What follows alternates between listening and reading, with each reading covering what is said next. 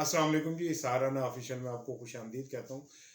देखो कल ਜਿਹੜਾ ਜਲਸਾ ਸੀ ਪੀਡੀਐਮ ਦਾ ਤੇ ਉਹਦੇ ਵਿੱਚ ਜੋ ਕੁਝ ਹੋਇਆ ਪੋਲੀਟੀਕਲੀ ਜੋ ਹੋਇਆ ਉਹਦੇ ਤੇ ਮੈਂ ਗੱਲ ਹੀ ਨਹੀਂ ਕਰਦਾ, ਲੇਕਿਨ ਮੈਂ ਸਮਝਦਾ ਕਿ ਕੁੱਬੇ ਨੂੰ ਲਾਤਰਾ ਆਸਾਨ ਵਾਲੀ ਗੱਲ ਹੈ।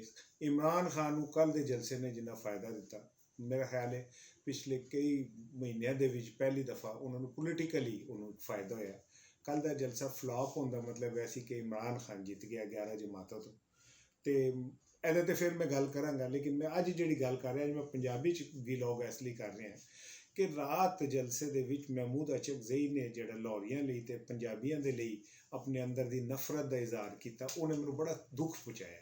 ਤੇ ਸ਼ਰਮ ਦੀ ਗੱਲ ਹੈ ਵੇ ਕਿ ਉਸ ਸਟੇਜ ਦੇ ਉੱਤੇ ਲਾਹੌਰ ਦੀ ਰਾਣੀ ਬੈਠੀ ਸੀ, ਜਿਹੜੀ ਆਪਣੇ ਆਪ ਨੂੰ ਲਾਹੌਰ ਦੀ ਮਲਕਾ ਸਮਝਦੀ ਹੈ, ਤੇ ਜਿਹੜੇ ਸਮਝਦੇ ਨੇ ਕਿ ਤਖਤ ਲਾਹੌਰ ਜਿਹੜਾ ਹੈ ਉਹਨਾਂ ਦੇ ਕੋਈ ਖਾਨਦਾਨੀ ਕੋਈ ਵਿਰਾਸਤ ਹੈਗੀ ਹੈ, ਉਹਨਾਂ ਦੀ ਆਪਣੀ ਜਾਇਦਾਦ ਹੈ। ਤੇ ਉਸ ਔਰਤ ਨੇ, ਮੈਨੂੰ ਦੁੱਖ ਹੋਇਆ, ਉਹਨੂੰ ਚਾਹੀਦਾ ਸੀਗਾ ਕਿ ਉਹ ਆਪਣੇ ਜਲਸੇ ਦੇ ਵੀ ਆਪਣੇ ਖਿਤਾਬ ਦੇ ਵਿੱਚ ਇੱਕ ਦਫਾ ਤੇ ਲਾਹੌਰੀਆਂ ਨੂੰ ਇਹ ਕਹਿੰਦੀ, ਅਚਕਜ਼ਈ ਨੂੰ ਕਹਿੰਦੀ ਕਿ ਤੂੰ ਜੋ ਕਹਿ ਰਿਹਾ ਉਹ ਗਲਤ ਹੈ, ਤੈਨੂੰ ਹਿਸਟਰੀ ਦਾ ਇਲਮ ਨਹੀਂ, ਤੈਨੂੰ ਕਿਸੇ ਗੱਲ ਦਾ ਇਲਮ ਨਹੀਂ। ਇਹ ਜਿੰਨਾ ਅਫਗਾਨੀਆਂ ਦੇ ਉੱਤੇ ਉਹ ਬਹੁਤ ਜ਼ਿਆਦਾ ਫਖਰ ਕਰ ਰਿਹਾ ਅਚਕਜ਼ਈ, ਤੇ ਸਮਝਦਾ ਗਿਆ ਕਿ ਜਿਹੜੇ ਬੜੇ ਹੀਰੋ ਸਨ ਉਹ ਉੱਥੇ ਲੁਟੇਰੇ ਉੱਥੋਂ ਟੁਰਦੇ ਸਨ ਤੇ ਇੰਡੀਆ ਤੱਕ ਲੁੱਟਦੇ ਚਲੇ ਜਾਂਦੇ ਸਨ। ਲਾਹੌਰ ਵਿੱਚ ਜੇ ਉਹਨਾਂ ਨੂੰ ਮਜ਼ਾਮਤ ਮਿਲਦੀ ਸੀ ਤੇ ਹਿਸਟਰੀ ਗਵਾਹ ਹੈਗੀ ਹੈ ਕਿ ਲਾਹੌਰ ਨੂੰ ਉਹ ਲੁਟੇਰਿਆਂ ਨੇ ਇੱਕ ਵਾਰੀ ਨਹੀਂ, ਦੋ ਵਾਰੀ ਨਹੀਂ, ਕਈ ਵਾਰੀ ਲੁੱਟਿਆ। ਈਵਨ ਇੰਜ ਵੀ ਹੋਇਆ ਕਿ ਲਾਹੌਰ ਨੂੰ ਚਾਰੋਂ ਪਾਸੇ ਬੰਦ ਕਰਕੇ ਪੂਰੇ ਲਾਹੌਰ ਨੂੰ ਅੱਗ ਲਾਤੀ ਗਈ, ਲਾਹੌਰ ਨੂੰ ਪੂਰੇ ਨੂੰ ਲੁੱਟ ਲਿਆ ਗਿਆ। ਤੇ ਐਸੇ ਮੌਕੇ ਦੇ ਉੱਤੇ ਅਚਕਜ਼ਈ ਦਾ ਕਹਿਣਾ ਮੈਨੂੰ ਸਮਝ ਨਹੀਂ ਆਉਂਦਾ ਕਿ ਪੀਡੀਐਮ ਦੇ ਪਲੇਟਫਾਰਮ ਤੋਂ ਹਮੇਸ਼ਾ ਪਾਕਿਸਤਾਨ ਦੁਸ਼ਮਣੀ ਦੀ ਗੱਲ ਕਿਉਂ ਹੁੰਦੀ ਹੈ। ਕਦੇ ਉਹ ਅਨਸ ਨੂਰਾਨੀ, ਉਹ ਆਲੂ ਜਿਹਾ ਮੋਟੂ ਆਲੂ ਜਿਹਾ, ਉਹ ਕਦੇ ਬਕਵਾਸ ਕਰ ਦਿੰਦਾ ਹੈ ਕਿ ਜੀ ਬਲੋਚਿਸਤਾਨ ਨੂੰ ਆਜ਼ਾਦੀ ਦਿਲਾਵਾਂਗੇ। ਉਹ ਤੇਰੇ ਪਿਓ ਦੀ ਜ਼ਮੀਨ ਹੈ, ਤੂੰ ਆਜ਼ਾਦੀ ਦਿਲਾਏਂਗਾ? ਇਹ ਪਾਕਿਸਤਾਨੀਆਂ ਦੀ ਜ਼ਮੀਨ ਹੈ। ਮੈਂ ਮਾਜ਼ਰਤ ਕਰ ਚਾਹੁੰਦਾ ਕਿ ਮੈਂ ਲਫ਼ਜ਼ ਇਸਤੇਮਾਲ ਕੀਤਾ ਹਜ਼ਰਤ ਮੌਲਾਨਾ ਸੈयद ਨੂਰਾਨੀ ਸਾਹਿਬ ਦਾ, ਮੈਂ ਵੀ ਬੜਾ ਮੁਤੀ ਹੈਗਾ, ਉਹ ਆਲਮ ਦੀਨ ਸਨ, ਲੇਕਿਨ ਪਤਾ ਨਹੀਂ ਕਿਹੋ ਜਿਹੇ ਚਵਲ ਲੋਕ ਸਾਰੇ ਇਕੱਠੇ ਹੋ ਗਏ ਨੇ ਜਿਹੜੀ ਇਹੋ ਜਿਹੀ ਗੱਲਾਂ ਕਰਦੇ ਨੇ। ਅਚਕਜ਼ਈ, ਤੈਨੂੰ ਇਹ ਵੀ ਨਹੀਂ ਪਤਾ ਹੈਗਾ ਕਿ ਪੰਜਾਬ ਨੇ ਜਿੰਨੀ ਜਦੋਜਹਿਦ ਪਾਕਿਸਤਾਨ ਲਈ ਆਜ਼ਾਦੀਆਂ ਦਿੱਤੀਆਂ, ਕੁਰਬਾਨੀਆਂ ਦਿੱਤੀਆਂ ਤੇ ਕੰਮ ਕੀਤਾ, ਤੂੰ ਸੋਚ ਵੀ ਨਹੀਂ ਸਕਦਾ।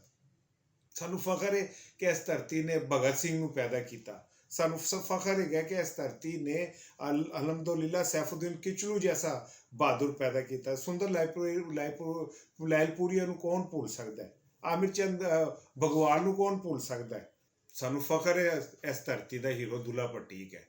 ਦੁੱਲਾ ਭੱਟੀ ਦੀ ਬਹਾਦਰੀ ਤੋਂ ਕੌਣ ਇਨਕਾਰ ਕਰ ਸਕਦਾ? ਉਹਦੀ ਤੇ ਜ਼ਮੀਨ ਤੇ ਅੱਡੀ ਮਾਰਦਾ ਸੀ ਤੇ ਅੰਗਰੇਜ਼ਾਂ ਦੀ ਪੈਂਟਾਂ ਗਿੱਲੀਆਂ ਹੋ ਜਾਂਦੀਆਂ ਸਨ।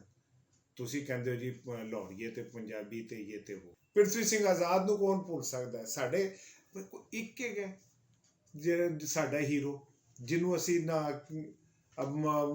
ਟ੍ਰਿਬਿਊਟ ਨਹੀਂ ਦਿੰਦੇ। ਸਾਨੂੰ ਫਖਰ ਹੈ ਆਪਣੇ ਪੰਜਾਬੀ ਹੋਣ 'ਤੇ, ਸਾਨੂੰ ਫਖਰ ਹੈ ਕਿ ਅਸੀਂ ਲਾਹੌਰੀ ਹੈਗੇ ਹਾਂ, ਸਾਨੂੰ ਫਖਰ ਹੈ ਇਸ ਗੱਲ ਦੇ ਉੱਤੇ ਕਿ ਅਸੀਂ ਹਮੇਸ਼ਾ ਇਹ ਪਾਕਿਸਤਾਨ ਦੀ ਜਿੰਨੀਆਂ ਵੀ ਡਿਕਟੇਟਰਸ਼ਿਪਾਂ ਆਈਆਂ, ਕਿੰਨੇ ਕੋੜੇ ਖਾਧੇ, ਕਿੰਨੇ ਫਾਂਸੀਆਂ ਚੱਲੀਆਂ, ਕਿੰਨੇ ਕਿਲੇ ਬਰਦਾਸ਼ਤ ਕੀਤੇ, ਕਿੰਨਾਂ ਨੇ ਆਪਣੇ ਆਪ ਨੂੰ ਅੱਗਾਂ ਲਾਈਆਂ, ਇਹ ਲਾਹੌਰੀਏ ਸਨ।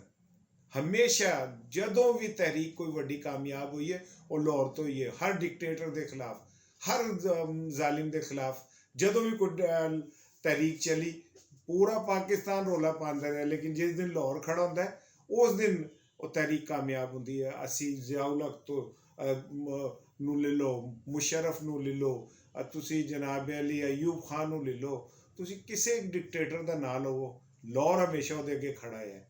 ਲਾਹੌਰ ਨੇ ਹਮੇਸ਼ਾ ਕੁਰਬਾਨੀ ਦਿੱਤੀ ਹੈ। ਤੇ ਤੁਸੀਂ ਲਾਹੌਰੀਆਂ ਨੂੰ ਗਾਲਾਂ ਕੱਢਦੇ ਹੋ, ਤੁਸੀਂ ਲਾਹੌਰੀਆਂ ਦੇ ਲਈ ਤੁਹਾਡੇ ਅੰਦਰ ਦਾ ਜ਼ਹਿਰ ਨਹੀਂ ਮੁੱਕਦਾ। ਬੜੇ ਅਫਸੋਸ ਦੀ ਗੱਲ ਹੈ। ਤੇ ਸਪੈਸ਼ਲੀ ਮੈਨੂੰ ਅਫਸੋਸ ਹੈ ਮਰੀਮ ਨਵਾਜ਼ ਤੁਹਾਡੇ ਤੇ। ਤੂੰ ਤੇ ਆਪਣੇ ਆਪ ਨੂੰ ਕਹਿੰਦੀ ਹੈ ਕਿ ਮੈਂ ਲਾਹੌਰੀ ਹਾਂ, ਮੈਂ ਤੇ ਪੰਜਾਬ ਦੀ ਨਿਸ਼ਾਨੀ ਹੈ। ਇਹੋ ਜਿਹੀ ਪੰਜਾਬ ਦੀ ਹਿਫਾਜ਼ਤ ਕਰੀ ਦੀ। ਮੈਨੂੰ ਬੜਾ ਦੁੱਖ ਹੋਇਆ, ਤੇ ਖਾਸ ਕਰਕੇ ਇਸ ਗੱਲ ਦਾ ਦੁੱਖ ਹੋਇਆ ਕਿ ਇਹ ਪਲੇਟਫਾਰਮ ਜਿਹੜਾ ਹੈਗਾ ਜਿਹਨੂੰ ਅਸੀਂ ਪੀਡੀਐਮ ਕਹਿੰਦੇ ਹਾਂ, ਉਹ ਇਸ ਲਈ ਤੇ ਨਹੀਂ ਬਣਿਆ ਨਾ ਕਿ ਤੁਸੀਂ ਪਾਕਿਸਤਾਨ ਦੇ ਖਿਲਾਫ ਗੱਲਾਂ ਕਰੋ ਤੇ ਪੰਜਾਬੀਆਂ ਦੇ ਖਿਲਾਫ ਗੱਲਾਂ ਕਰੋ ਤੇ ਜ਼ਬਾਨ ਦੇ ਖਿਲਾਫ ਗੱਲਾਂ ਕਰੋ ਤੇ ਪਾਕਿਸਤਾਨ ਦੀ ਰਿਆਸਤ ਦੇ ਖਿਲਾਫ ਗੱਲਾਂ ਕਰੋ। ਆਵਾਮ ਨੂੰ ਵੀ ਇਸ ਗੱਲ ਦੇ ਉੱਤੇ ਸੋਚਣਾ ਚਾਹੀਦਾ ਹੈ। ਅਸਲਾਮ ਵਾਲੇਕੁਮ।